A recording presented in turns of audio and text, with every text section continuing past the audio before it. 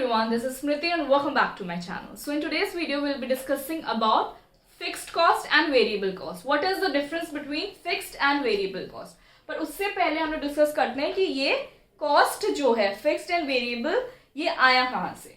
We all know that what cost is. हम लोग cost किस कॉन्टेक्स्ट में पढ़ रहे हैं यहाँ पे. Cost is your expenses. जितने भी प्रोडक्शन प्रोसेस में एक्सपेंडिचर्स लगते हैं, एक्सपेंसेस होते हैं, दैट इज योर कॉस्ट. इस कॉन्टेक्स्ट में हम लोग कॉस्ट की यहाँ पे बात कर रहे हैं. जितने भी एक्सपेंसेस होते हैं आपके प्रोडक्शन में, एक चीज को प्रोड्यूस करने के लिए जितने भी खर्चे आते हैं दैट इज कॉस्ट. और इसी कॉन्टेक्स्ट में we are talking about your cost here. ठीक है, I have already explained about economic cost. ठीक है, इकोनॉमिक कॉस्ट क्या होता है लास्ट के वीडियोस में मैंने एक्सप्लेन किया है, जिसका लिंक मैं आपको डिस्क्रिप्शन बॉक्स में दे दूंगी, आप वहां से जाके चेक कर सकते हैं. अभी के लिए यहाँ पे वापस आते हैं. तो we are talking about cost. ठीक है, जितने सारे एक्सपेंसेस, एक्सपेंडिचर्स, जितने भी खर्चे लगते हैं किसी चीज को प्रोड्यूस करने के लिए, that is your cost. Now there are two types of cost. एक लॉन्ग रन कॉस्ट होता है, एक शॉर्ट रन कॉस्ट होता है. शॉर्ट रन कॉस्ट, ठीक है. लॉन्ग रन कॉस्ट अगर टाइम पीरियड ज्यादा है, ठीक है, उसमें हम लोग लॉन्ग रन कॉस्ट को कैलकुलेट करते हैं. किसी भी प्रोडक्शन प्रोसेस को करने के लिए अगर टाइम कम है शॉर्ट पीरियड के लिए, तो हम लोग उसमें शॉर्ट रन कॉस्ट को कैलकुलेट करते हैं. यहाँ पे हम लोग जो बात करेंगे अभी के लिए, हम लोग इस कॉन्टेक्स्ट में करेंगे, शॉर्ट रन कॉस्ट के बारे में बात करेंगे. अभी जब प्रोडक्शन प्रोसेस होता है तो हम लोग को इनपुट चाहिए. किसी चीज को प्रोड्यूस करने के लिए what we need is input. और उस इनपुट को क्या बोलते हैं, फैक्टर. ठीक है, और क्योंकि ये फैक्टर्स प्रोड्यूस करते हैं इसलिए इसको क्या बोलते हैं, factor of production. Factor of production बोलते हैं. किसी भी प्रोडक्शन प्रोसेस को करने के लिए, किसी चीज को प्रोड्यूस करने के लिए we need input, and that उसी इनपुट को what we called as factor. तो फैक्टर ऑफ प्रोडक्शन. अब ये फैक्टर ऑफ प्रोडक्शन या तो फिक्स्ड हो सकता है, फिक्स फैक्टर्स, या तो ये factor of production variable factors हो सकता है. जो इनपुट है या तो फिक्स्ड हो सकता है या तो वेरिएबल हो सकता है.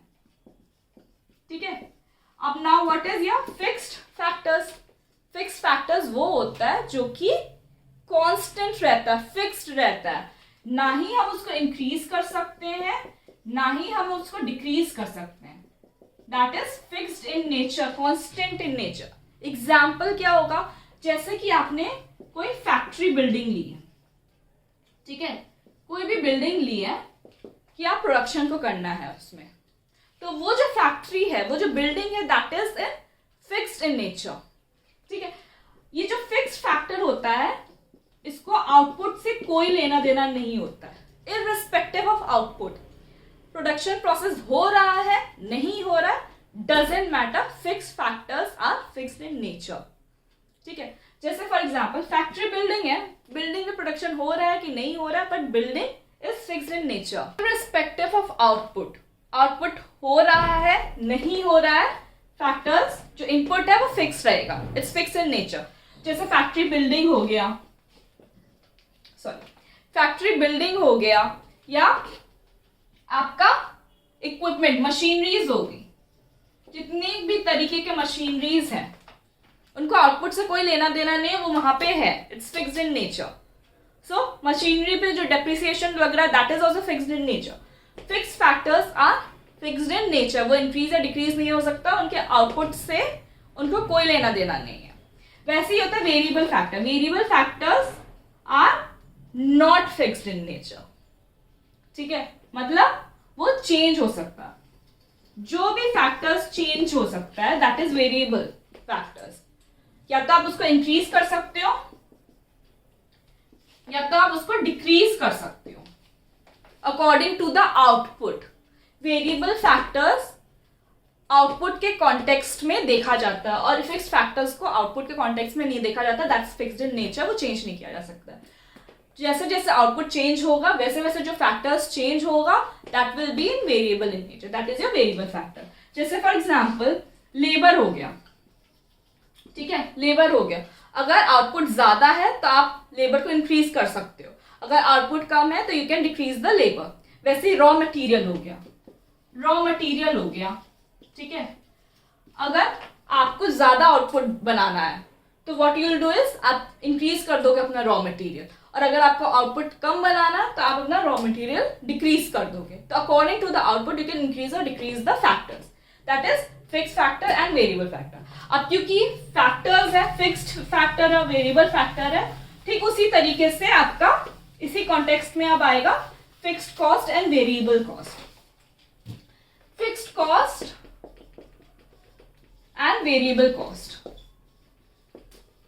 Variable cost, fixed cost are fixed in nature, ठीक है, and variable cost are variable in nature, मतलब चेंज हो सकता है, ठीक है। ये आउटपुट से इसका कोई लेना देना नहीं है और ये आउटपुट पे डिपेंडेंट रहता है। जैसे जैसे आउटपुट होगा वैसे वैसे ये चेंज होगा। अगर आउटपुट ज्यादा हुआ तो वेरिएबल कॉस्ट भी उस अकॉर्डिंग चेंज हो सकता है, ज्यादा आ सकता है, और आउटपुट कम हुआ तो वेरिएबल कॉस्ट भी कम हो जाएगा, ठीक है। इतना समझ में आया, fixed cost and variable cost.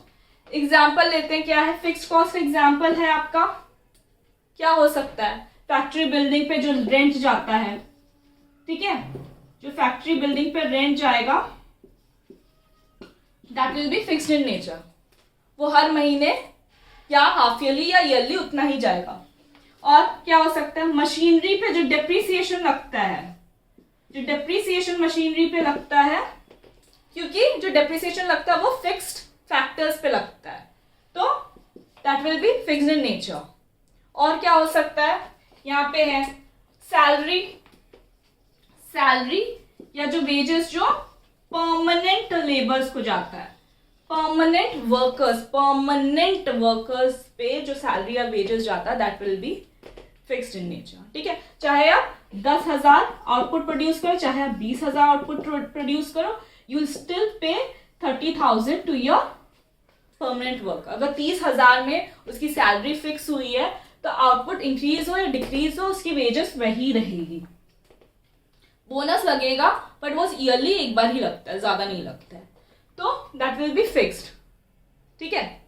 समझ में आया इतना ना। Variable cost, variable cost change हो सकता है, जैसे रॉ मटेरियल पे जो भी एक्सपेंसेस होते हैं, मटेरियल के एक्सपेंसेस चेंज हो सकते हैं, या तो इंक्रीज हो जाएगा या तो डिक्रीज हो जाएगा।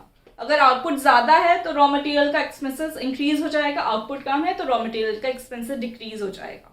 इलेक्ट्रिसिटी हुआ, इलेक्ट्रिसिटी पे खर्चे हैं, आउटपुट ज्यादा हो रहा है तो इलेक्ट्रिसिटी भी ज्यादा कंज्यूम हो रही है, आउटपुट कम हो रहा है तो इलेक्ट्रिसिटी भी कम कंज्यूम हो रहा है। तो समझ में आया ये चीज, fixed cost and variable cost के बीच का डिफरेंस। अब ऐसे ही होता है सेमी वेरिएबल कॉस्ट या semi fixed cost, fixed cost जिसमें दोनों के कंपोनेंट रहते हैं। अगर सेमी, सेमी का मतलब पार्शियल, ठीक है, पार्शियली फिक्स्ड होगा, पार्शियली वेरिएबल होगा, पर दोनों के कंपोनेंट्स रहेंगे, उसमें चेंज भी हो सकता है, नहीं भी चेंज हो सकता है, ठीक है, फिक्स भी रह सकता है, वेरिएबल भी रह सकता है।